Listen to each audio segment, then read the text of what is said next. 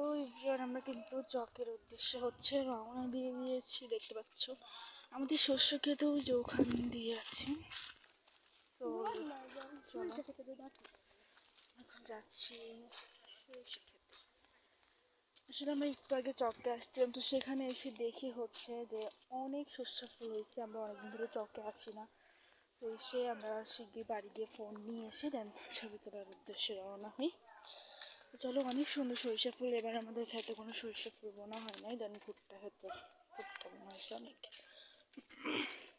আগে কত সরিষা হতো, বাট এখন আর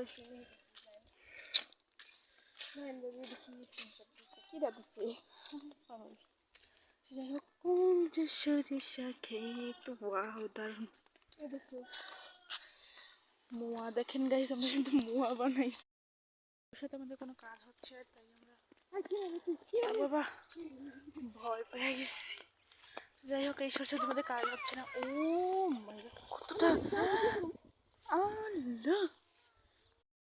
সরিষা ফুলগুলো কতটা সুন্দর। আমি একটু সরিষা ফুল নিয়ে ভাব নিচ্ছিলাম আর কি, এমনিতে ভিডিও বানাচ্ছিলাম, টিকটকে ছেড়ে দেবো। দেখতে পাচ্ছ কত রকম ভাব আমার মাথায় ছিল, সেই ভাবগুলো এখন ঢেলে দিচ্ছি।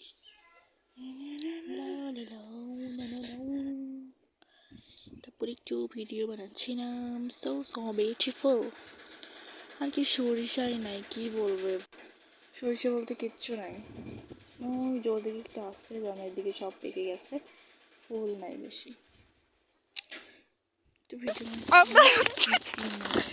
শিয়ালের চিৎকার শুনছি, ভয়। আমরা তো শিয়ালের চিৎকার শুনছি ওদিকে, বাট আমরা ভয় পেয়ে দৌড় দিচ্ছি। এভরিওয়ান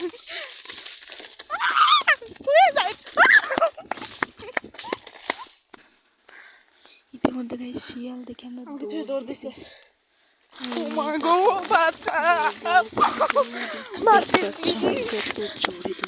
ক্যামেরাটা উল্টাই গেল, কোন দে যায়।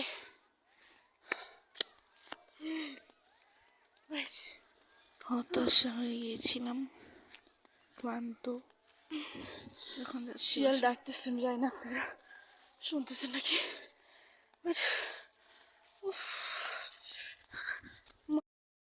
আমরা কয়েকটা ছবি তুলতেছি আর কি, ওকে আমি তুলে দিচ্ছি।